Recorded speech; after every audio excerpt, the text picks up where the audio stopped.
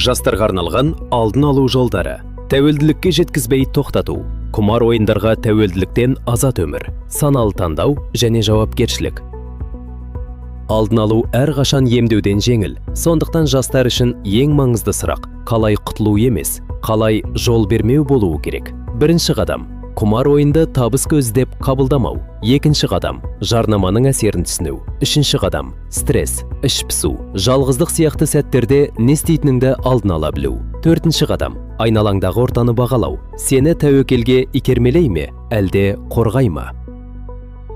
Қазақстанда жастар мен балалар арасында құмар ойындар мен интернет тәуелділіктің алдын алу бойынша арнайы жоба іске қосылған. Сонымен бірге 2024-2026 жылдарға арналған кешенді жоспар аясында республикалық әлеуметтік зерттеу жүргізіліп, 5998 азаматтың қатысуымен тәуекел себептері талданған. 800-ден астам педагог пен психолог оқытылған. 6000-нан астам мектеп тәрбие жоспарына алдын алу бөлімін енгізген. Бұл алдын алу жеке деңгейде ғана емес, мемлекеттік деңгейде де басымдық екенін көрсетеді.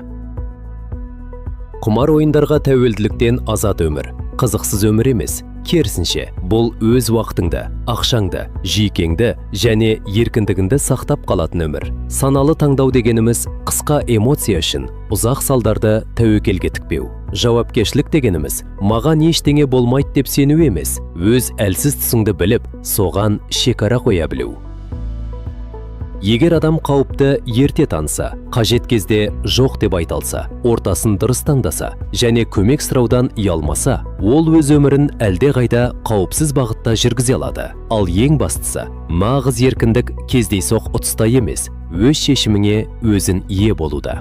Сондықтан жастар үшін ең мықты стратегия құмар ойыннан кейін өкіну емес, оған дейін саналы тоқтау.